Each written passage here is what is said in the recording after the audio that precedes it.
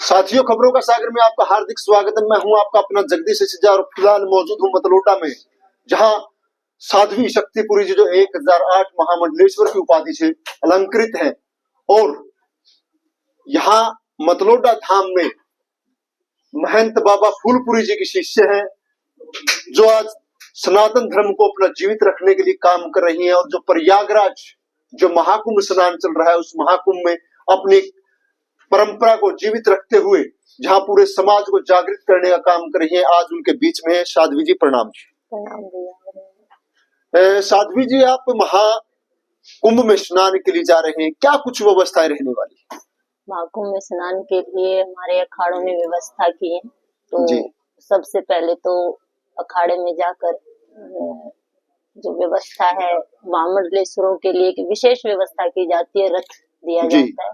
उसमें बैठकर हमें माँ गंगा यमुना सरस्वती का जो संगम है प्रयागराज में, वहाँ शाही स्नान करना है। उसके बाद महंत श्री रविंद्रपुरी जी महाराज जो अखाड़ा परिषद के अध्यक्ष है, उनकी इच्छा से 30 तारीख को मुझे भजन संध्या का प्रोग्राम करना है और वो आस्था पर लाइव है और वहां पर रहने के लिए व्यवस्था की गई है। भक्त श्रद्धालु जो भी आए उनका स्वागत है और मैं तो कहती हूँ कि आना चाहिए और स्नान करना चाहिए। महाकुंभ 144 वर्षों बाद आया है, कुंभ हर 12 वर्ष के बाद आता है, इनका क्या खास फर्क रहने वाला है? इसमें ये है कि देखिए, बृहस्पति जब सूर्य की परिक्रमा करके 12 वर्षों बाद आता है ज्योतिष के अनुसार, तो ये एक ज्योतिष के अनुसार भी और 12 वर्षों बाद ये जो हर 12 वर्ष के बाद आता है उसे कुंभ कहते हैं। लेकिन जो 12 बार जो आया तो उसको 144 वर्षों के बाद जो कुंभ लगा है इसे महाकुंभ की उपाधि दी गई है। ये अंतर है। साध्वी जी, महाकुंभ और कुंभ जो एक समय आप बता रहे हैं कि समय की कैसे आप ज्योतिष शास्त्र को मानते हैं, तो किस तरीके से देखा जाता है कि आज ही कुंभ होगा? ये तो हमारे ज्योतिषों ने, हमारे महात्माओं ने, ये तो समय सारणी के अनुसार ये तो व्यवस्था की गई है जी। जो कुंभ स्नान का क्या उसका लाभ मिलता है?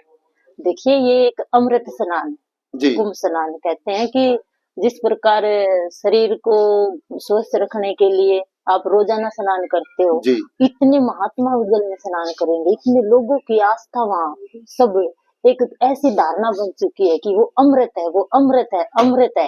तो जिस जल से आप स्नान करते हो वो जल है, लेकिन इतने लोगों की धारणा है, एक विशेष आयोजन किया गया है, एक विशेष तिथि निर्धारित है जहाँ ज्योतिष गणना के अनुसार ग्रह नक्षत्रों के साथ देश के हर कोने से महात्मा के उस स्नान में सम्मिलित करेगा। तो क्या आपको नहीं लगता है कि वो एक विशेष स्नान है, एक अमृत स्नान है? तो इसकी ये महत्ता है। जिस प्रकार ये 13 अखाड़े बताए गए हैं आपके संत समाज को, उनको शाही स्नान के अंदर प्राथमिकता दी जाती है जी। तो उनको क्या रहता है कि मतलब शाही स्नान में प्राथमिकता के दर्जे पर उसी जो त्रिवेणी संगम है वही स्नान करते हैं, अन्य नहीं? देखिए, हमारे आदि गुरु शंकराचार्य ने ये शायद लगभग समय तो कह नहीं सकते, लेकिन 8वीं शताब्दी में आदि गुरु शंकराचार्य ने अपने शिष्य सुरेश्वराचार्य के माध्यम से संगम तट पर इस महाकुंभ का आयोजन किया था।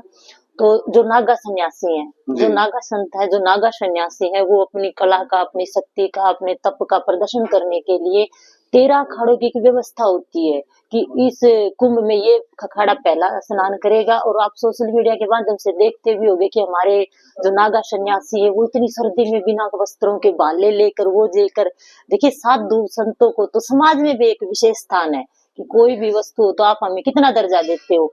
तो इन कुंभों के माध्यम से वो पहला स्नान करने का हक उन्हीं को होता है, उसके बाद ही गृहस्थ और आदि भक्त सब स्नान कर सकते हैं। जो स्नान कुंभ लगभग 1.5 माह चलेगा, उस 1.5 माह में 4 या 5 जो हमारे शाही स्नान माने गए, अन्य दिन स्नान का क्या महत्व है?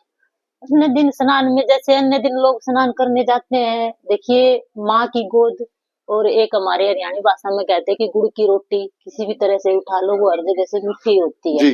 तो महत्व है, लेकिन एक ये जो विशेष ग्रह नक्षत्र और हमारे अखाड़ों ने, महात्माओं ने, संतों ने, ज्योतिषों ने एक विशेष तिथि महत्व रखी है।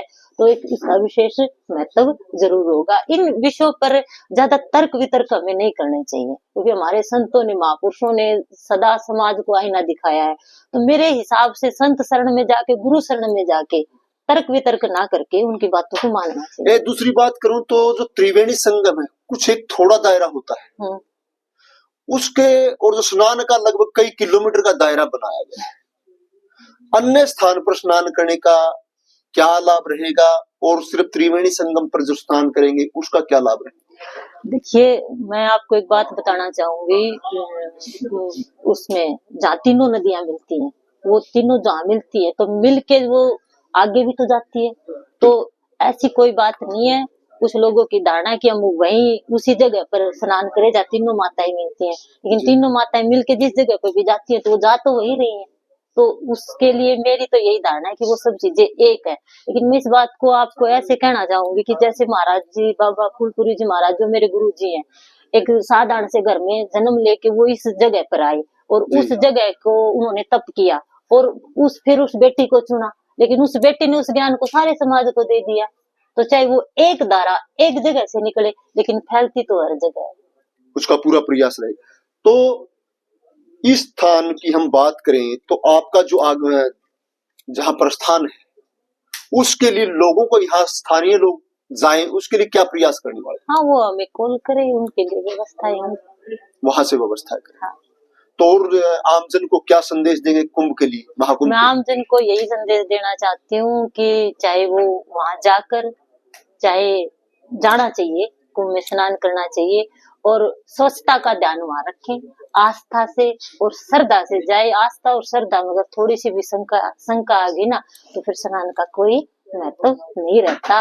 वहां जाए, श्रद्धा से जाए, ना जाए तो यहाँ बैठे बैठे भी मानसिक स्नान भी सबसे बड़ा माना गया है। मानसिक, तन से, मन से और अपने उस कुंभ में सम्मिलित हो और वहां जाए तो स्वच्छता का ध्यान रखें, और यहाँ बैठे तो भी अपने मुख से इस कुंभ की चर्चा एक दूसरे तक जरूर करें। जी, बहुत धन्यवाद। तो मैं साथियों से निवेदन करूंगा, जो साध्वी जी की बातें हैं, महाकुंभ में जरूर स्नान करें, और सभी दर्शकों से निवेदन करूंगा कि जो वहां पहुंचे हैं, खास करके स्वच्छता का ध्यान रखें। एक छोटी सी स्वच्छता, जो नदियों के, आज हम कहें कि जहां सफाई व्यवस्था पर भी बात आती है, तो सफाई का विशेष ध्यान रखेंगे, तभी आज हमारा समाज भी आगे बढ़ पाएगा। इसी के लिए धन्यवाद। फिर से मिलूंगा, तब तक के लिए धन्यवाद। मैं हूं आपका अपना जगदीश सचिव। बहुत धन्यवाद।